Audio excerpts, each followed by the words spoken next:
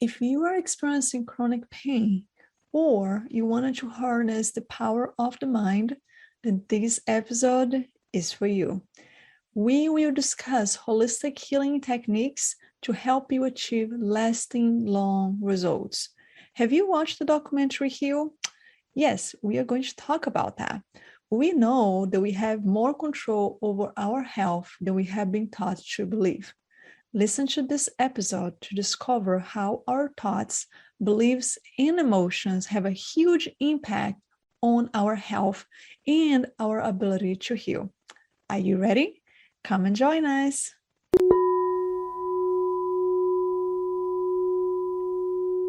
All right, today we have a very, very special guest. She is one of my best friends. She's a teacher, she's a mentor, she is amazing, and you guys are going to love her. Then I can't wait to share all her knowledge with all of you. And her name is Lisa Moore, and she has a passion for helping people heal at the root level using the mystical science of yoga and Ayurveda, specialized energy healing techniques, and core shamanism. She believes that harnessing the power of the mind can bring wellness to every area of your life. That we have a lot of like similar and common beliefs as far as healing yourself and using the holistic approach. And I can't wait to share more about how the mind control your body. Then before we get started, welcome, Lisa. Thank you for joining us. Of course, you had to be the first guest. Of course. Very special to have you here. Thank you so much for joining us. I'm curious, how did your journey on holistic health begin? Well, it began by accident because I was traditionally very allopathically inclined with Western medicine and had been on antibiotics for a long time for asthma and other health conditions. So I didn't really know what the word holistic meant. But when I had my daughter 27 years ago, I had some complications with her being turned the wrong way and I hurt my back. And so much to the degree that I couldn't even pick her up for the first few days that I had her. So I kind of got on a merry-go-round there of some painkillers and different modalities. I did try things like acupuncture and massage, and those felt great, but they didn't help to heal me. So my chiropractor finally recommended trying yoga, and I turned my nose up at it because I had been a dancer and I was flexible, right? Of course. Isn't that what yoga is? It's just being flexible. So I was living in Tucson, Arizona at the time, and I started taking some classes, and it was almost like a miracle. My back healed very quickly. And I now realize that's because it didn't only work on a physical level, but it worked on my nervous system and also my energy body. So that was getting my foot on the path. And then from there, you know, like we all do, we start reading books and like, oh, wow, this is amazing. And it just unfolded over many years, but that was the first step. That makes so much sense. Yes, it's so interesting how many times we needed some physical pain or some physical challenge to actually help us to find the holistic path. It would be so much better if we actually work with the holistic and bring all of that to our life as a preventive care, because it could prevent so many extra problems to happen. But I'm glad that in a way or the other, you found a way, and here you are so many years later, and you have helped so many people. Then I'm just curious, what is your definition of the word holistic? What does that mean to you? So holistic for me is to take everything about the person into consideration, right? Their age, their where they are in life, their physicality, their stressors, their mind, their relationships, their, you know, how many hours do they spend at work every day? Are they raising a family? Do they live alone? Stress levels, any traumas that they've had in their lifetime, any things that might be unprocessed that could still be eating away at a deep level that's affecting their health. So it's looking at every aspect of a person's life and trying to find some type of natural solution. Beautiful, beautiful, beautiful. Yeah, I can totally relate that when I think about even like the physical therapist, the holistic part of physical therapist, it's taking in consideration all of the body as one body versus just the shoulder, just the knee, just the back. Like I'm sure when you had your back problem before, I'm sure you had to work on the whole body, not just the back, to feel better. And that's definitely something that I see a lot with my patients as being a physical therapist is like when you're working holistically, when you work on the whole body and the whole system, people get better so much faster. And that's one of the beauty of the holistic approach for sure. Then can you share a bit more with me as far as what the philosophy, when you actually tell a little bit more to the people that are listening about the Ayurveda, like how is that correlated to the yoga? Right. And maybe give a little bit more, because I think a lot of people out there don't even know they are related. Yes. They're so closely related. Yes. And maybe just give a little more information about that. If people That's actually is a really good question. And when yoga made its way over here, I think in the late 1800s, unfortunately, Ayurveda didn't catch the boat over, right? Ayurveda is a Sanskrit word that means the science of life. And it is a sister science to yoga, and they were developed thousands of years ago to be practiced together as a complete healthcare system. So they weave together. Yoga works on the body, right? And detoxifying the body and opening the body so that the energy channels are open, so that the nervous system is calm. And Ayurveda works with the organs, the systems of the body. It works on a constitutional model. So there's 3 doshas or constitutional types made of the elements. And so once you understand a person's biochemical makeup according to Ayurveda, then you know what kind of foods or diets are going to be best for them, what kind of lifestyle practices. It's not a one-size-fits-all system. And they both work intently on getting control of the mind. Both sciences believe that the mind controls the body. Our thoughts are going to make us happy or sad, stressed, tense. So once we can get control of the mind, and everybody's heard the term monkey mind, right? Or being all over the place. Once we get better control of the mind, then we can control the body.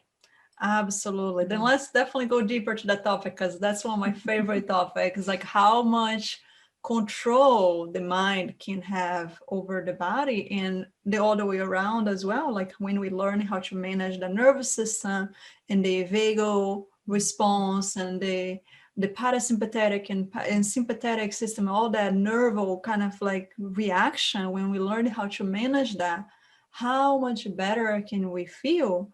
Can you tell me a bit more about how does yoga and Ayurveda look at that piece of the mind controls the body? Yeah, well, it's the forefront, right? The pinnacle of yoga is meditation, right? And the ultimate pinnacle would be enlightenment, right? That might take a couple lifetimes, but that's the goal. And so yoga is a system that works through something called the 8 limbs. So you go in these 8 steps traditionally. The first 2 limbs of yoga are moral and ethical things, right? So they're called the yamas and the niyamas. They're kind of like the 10 commandments, right? So this would be learning to manage your energy, not to judge people, right? Not to steal, not to be attached to the outcomes of things or material things, honesty. And you would master those things before you would even be able to do the physical practice. That's how it was traditionally taught thousands of years ago, right? So before you'd even go into doing the poses and everything, you would have a lot of energy in check, right? So then you get to work on the body. And then after you've kind of worked on the body some, then you can work on the breath, because the body's relaxed enough now for you to go deeper. And then you'd work on withdrawing your senses, concentrating, and then ultimately getting control of the mind. Beautiful. Yeah. Beautiful. And it kind of reminds me, like when you were saying, as far as the order of like the traditional order where they actually first started. And I think a lot of people may even be surprised by that, because today it became such a popular, yoga became an exercise. And I think you lost a lot of that beauty and the depths of Yeah. how powerful yoga as a science can be, not just the exercise benefit. And I think that's beautiful that you bring that up, because that can really take us so much deeper when we connect it to our feelings, our emotions, the releasing the judgment and doing all the self and personal development and learn about ourselves. Then we can, the exercise part comes so much easier Right. as well. It's so much more powerful. Yeah, that's Yeah. true. And in the West, we're very attached to our bodies and how they look and how they can perform and what we can do with our bodies. So if you get these first two limbs down first, then you're not so attached to your body. You can go deeper into your heart, your soul, your mind, and work on healing those. So, I like the point that you brought up, that it is a science. It is. It is a very deep, vast, proven science along with Ayurveda.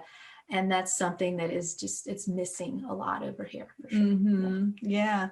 Actually, as you say that, it reminded me of a client I was seeing last week, that she came to me because she wanted to lose weight. She's having a lot of eating disorder and really challenged with the food relationship. And as I was talking to her, I asked her, what is the most important for you to lose the weight and feel good about your body? Or is for you to increase your self-confidence and feel good about your body? And she's like, well, I feel like I really want to lose weight, and that's going to give me the self-confidence. But deep inside, I really know that the weight is secondary. And I thought it was so wise for her to actually acknowledge that, because that's kind of what you were saying. It's like when we acknowledge that the physical body, it is the manifestation of how we see ourselves, how we look at the mirror, what we see, it makes a huge difference. Absolutely.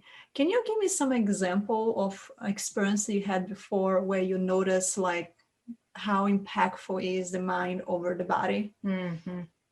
Yeah, so I do private yoga, but I also do some energy work as well. And so I work one-on-one with people, but I've seen some amazing spontaneous healings, right? I had a client recently that had an ovarian cyst, and we worked through some longstanding anger issues that she had, with some physical exercises. I like to work with the body because the body holds all of the memories, the traumas. Your body is the storage house of everything that's ever happened to you. And when we don't process things, they go into the tissues of the body, right? And Anna knows this. She's a great physical therapist. She's helped me a lot.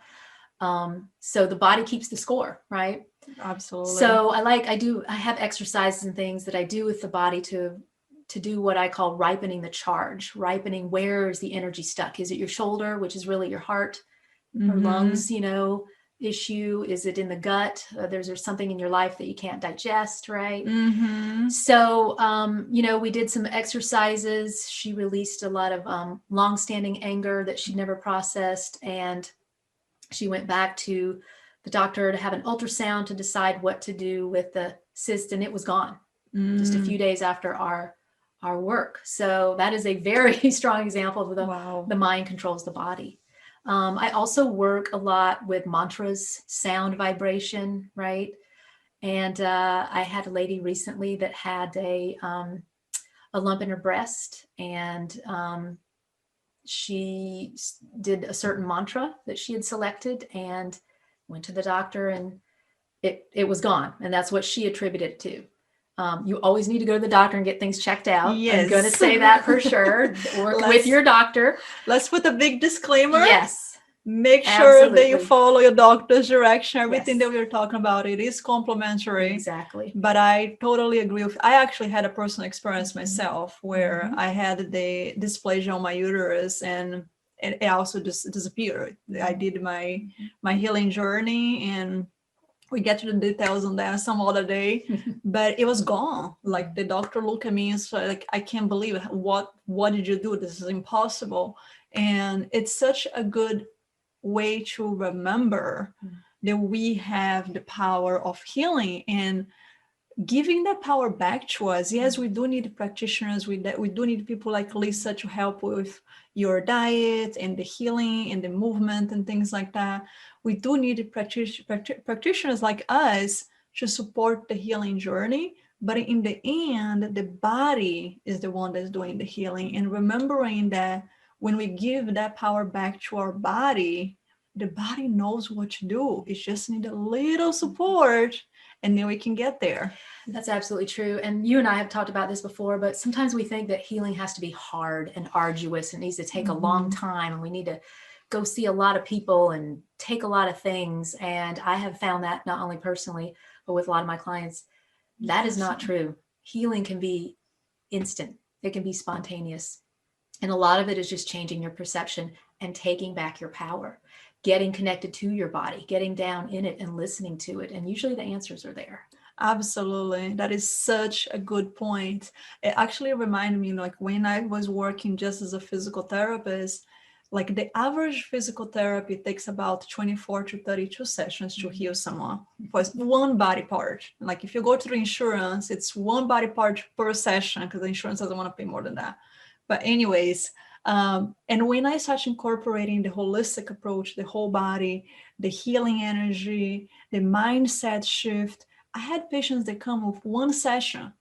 After 30 minutes, it's like gone. The pain is gone. I'm one of them. So. Yeah, and it's totally possible. And I noticed the shifting from 24 session average to like 4 to 8 sessions average, and that's huge. It is huge. It's a big difference, and it's so important. And I also see that a lot to where you're saying as far as taking that power and understanding how powerful the mind is, because the patients, they recognize that and they take their power back faster, they also heal faster. And I think you probably have a similar experience, right? The faster you can actually believe that you can heal, believe that you deserve that you can heal, the faster you will heal.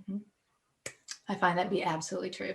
Yep, for sure. Then that was actually one of my intention when I wanted to create the podcast, was to really spread the word that we have that power of healing. Yes, we can. And yes, you deserve.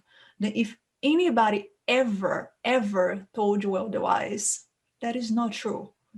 Every single one of us deserve to feel better. And that's so important for us to take that power back and believe on that potential feel better again. Yeah, it's our birthright to be happy and healthy. That is our right. Yes. Absolutely. Yes. Beautiful. Then I have a question.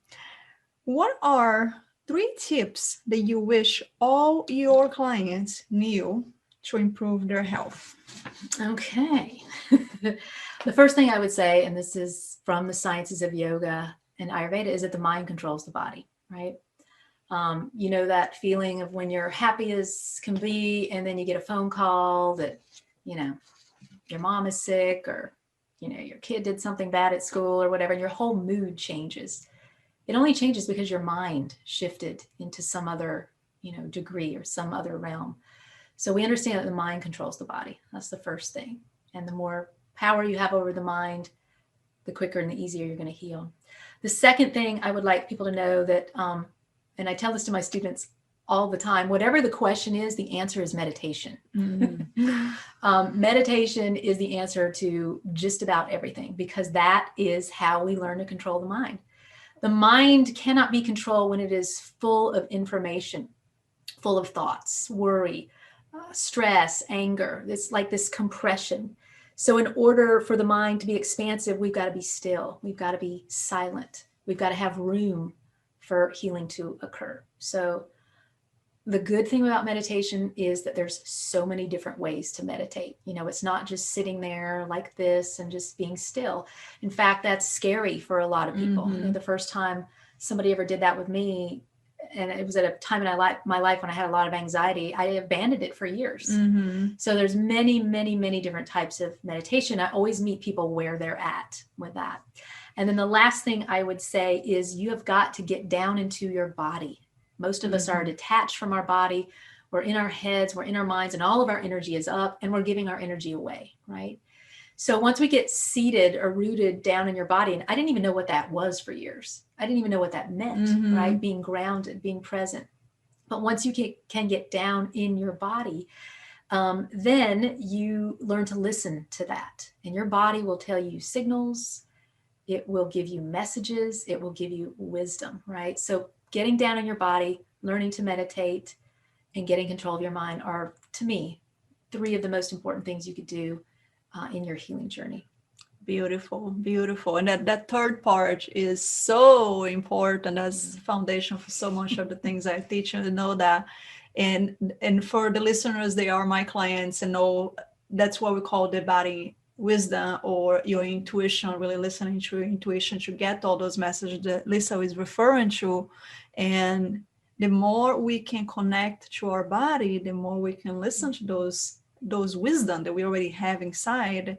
And that helps to manage the anxiety, the stress, and all the other emotions, what will consequently help you to the mind to control the body better, and getting that better alignment with the mind and body working together versus fighting with each other with the monkey mind, like you were mentioning. I think that's such an important tip. I also love what you're saying as far as meditation, because I hear that a lot from clients as well. Oh, I don't like meditation. It didn't work for me. And like Lisa was mentioned, there are so many different ways of meditating that if you try before and didn't work for you, try something else. Mm-hmm. It's like exercise. There's so many ways to do exercise. If you try Pilates and that didn't work, try yoga. Mm-hmm. There's so many options out there, but we got to find what works for us. And it does make a big difference and impact on our health for sure. That's so, so important.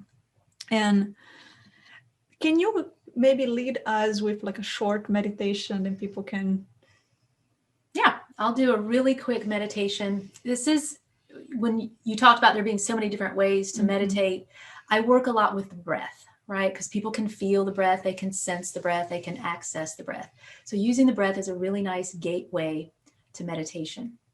So this particular meditation we're going to do is to pacify the sense organs. We're going to learn Ayurvedic practices to calm your nervous system via your sense organs. So if you think about this, your sense organs are the gateway to your nervous system, right? So what you hear every day, you know, whether it's your kids screaming or traffic or too much TV, news, your eyes, what you take in, smells, right? Your skin. So this is going to work with the breath, and it's going to work with the sensory organs.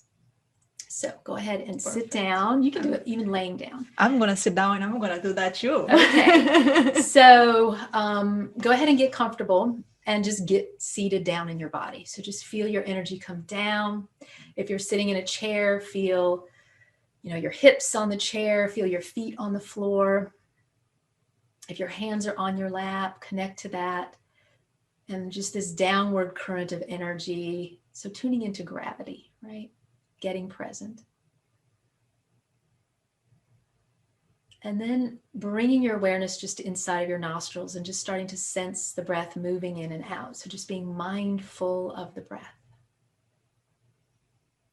And just on your own, let it deepen a little bit. It doesn't have to be any kind of major pranayama or breathing practice, but just get settled in your body and connect to your breath. Now this is called a prana breath. Prana is the word for life force energy.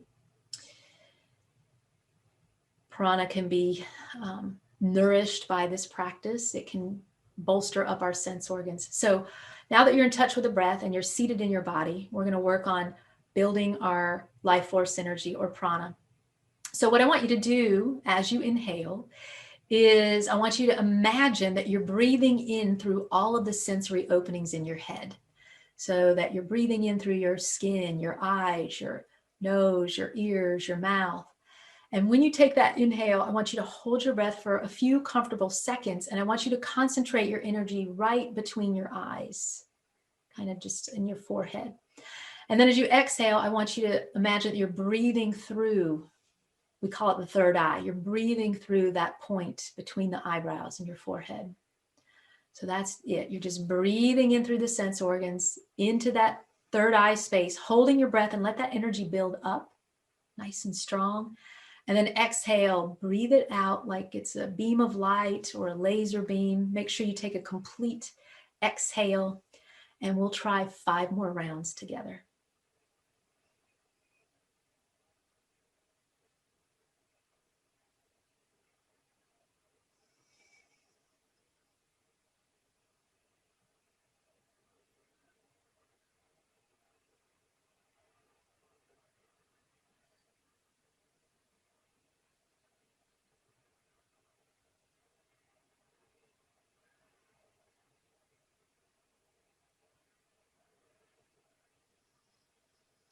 Excellent. Go for one more.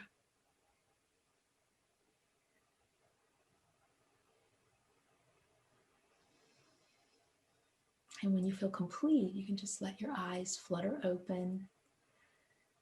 Oh, look at Anna. So things you might immediately feel is just kind of like a lightness, like a little floaty feeling, yes. right? Oh, feels so good, so grounding, yes. and it's delicious. Yes, so good. So it's instant medicine, breath work, meditation. It can work quickly. So don't think you have to sit there and do it for 20 minutes. Yeah. That is such important. I'm so glad you mentioned that, Lisa. Such an important thing to remember. It doesn't take long. Sometimes we just need to take 10 deeper breaths or do this very simple and free technique that Lisa just showed us. And it shifts everything. That if you are experiencing that monkey mind, feeling like the mind is all over the place, you can't control your body, feeling ungrounded, you can just pause and do a very simple technique and bring yourself back to the center. And I think that's what's so important for us to remember, because that's really the power of choice. Like when we are aware, the moment that we realize that we are out of balance, if we pause and go back to the center and go do some of those techniques, the breath work, for example, it changes right away. It is right so powerful. It is immediate. And one thing I just want to add to that, a couple things, are that I always tell my students that you have a pharmacy in your body. Yes. You get all the tools and the, because we're stimulating the endocrine system, right? Our hormones and serotonin and melatonin. We can access and increase those neurochemicals right away. And I'll also say about yoga, we think that yoga has to be going somewhere and doing a class, an hour-long class. And if we can't make it to yoga tonight, well, it'll be next week before I can get to yoga. That's not the way it's supposed to be, right? What we just did was yoga. And so yoga should be a life practice, and you should know these skills, that you can do anywhere throughout the day. When you feel the tension coming on, take it down with just 5 minutes of that. So absolutely. Yeah, yoga is just it's a lifestyle. It's not a thing you go do. It's actually a way of life. It's a connection to the divine. So that's the way it was practiced. It's a way of managing your energy. So. Absolutely. I love it that you say that. Thank you for clarifying, because I think a lot of people get confused. And I actually, the way that I say to my clients is, let's walk in a state of meditation. Right? Because it's kind of similar to what you're saying. It's like, let's walk on that state of yoga. Let's walk on that sense of being in peace and calm and relax. And when we bring that to the neuroscience part, is bringing back to not being on that state of fight and flight, not being running from the tiger. And when you do that little pause that we just did, what you're telling your nervous system is like, oh, there is no tiger. I'm okay. I'm safe. I'll be okay. Then your body can stop, your body can relax, your body can heal, because there is no healing when we are on that fight and flight. And that's so important to just give it those little breaks throughout the day, and as many times as you can, as often as possible, until it becomes your new normal. Yeah. Your natural state is relaxation. Yes. You might not know that. I didn't know it for about 40 years, but your natural state is to be grounded and relaxed. And it's a state we call sattva in yoga. It's neutral, it's pure, it's calm, it's connected. So I love that, walking in meditation. Yes. So I tell my students, you get up and you start your day in that mode. And then if you feel something starting to pull you out of balance, you take your skills, your mudras, your mantras, your movement, your breath work, your meditation, and it takes minutes is all to bring you back. So that is the real yoga. Absolutely. And I totally agree. I think a lot of people believe that stress response is the normal, and it's not. Like even when we think back to our ancient time, right? When we are living on the cave and we are kind of enjoy our life and relax, that was the normal. We only went to that fight and flight mode when we went to hunt, when we went to look for food. That was like a little piece of the day or a little piece of the week. It was not that constant 24 hours with internet and that pressure that we put on ourselves to have to answer everything really fast, to do everything really fast. And I was running, running, running, running. And then we like, okay, just pause.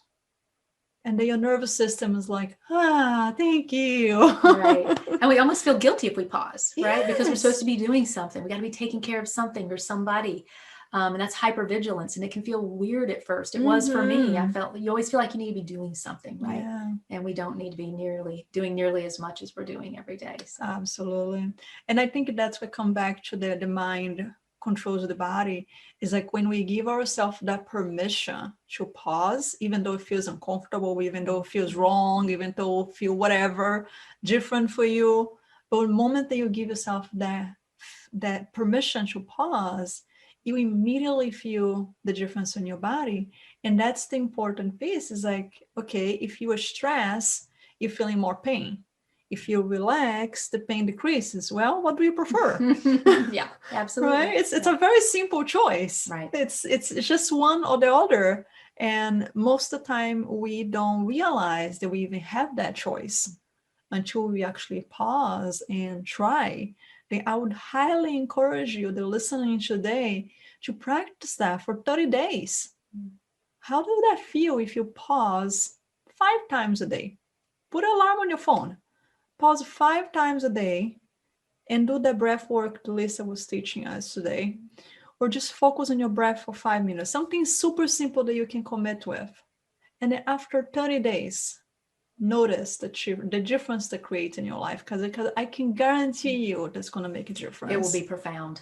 Mm-hmm. Absolutely guaranteed. Yes. So we're challenging you. Yes. Can't wait to hear. Make sure that you leave the comments below, and put on your review. Let us know how the experience was after you've been practiced. I would love to hear from you and see how is that impacting your life, because it's totally possible. Is anything else that you'd like to share with our audience before we finish? Any last tip? Yeah, I would just say, I'm just going to challenge you guys to listen to your body. Listen to your body and pause. Just those two seemingly simple things can be extremely profound. Beautiful. Well said. Well said. That can make a huge difference in your whole entire life. I love that challenge. Make sure that you take it in. And Lisa is actually providing us a beautiful gift. Then if you listen to this podcast and you like to learn more about what Lisa is doing and some of the work and how she can help you, you can go ahead and schedule a free 20 minutes phone consultation with Lisa.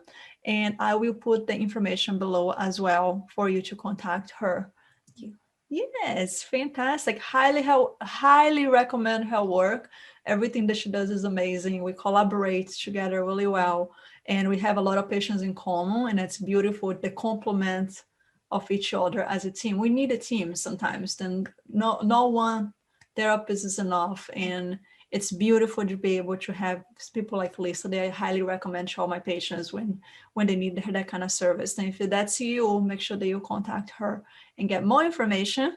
And I think that's it for today. Then thank you so much for listening.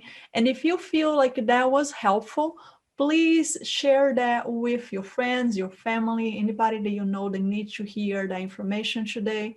And if you heard anything that was really impactful, you really like it, and you'd like to help us to spread that word to more people, make sure that you leave a review under the iTunes or Spotify or iTunes, and then help us to be able to reach more people in that sense. And I always love to read the reviews and see how does that impact you as well. Then thank you so much. Hope you have a fantastic day and be healthy.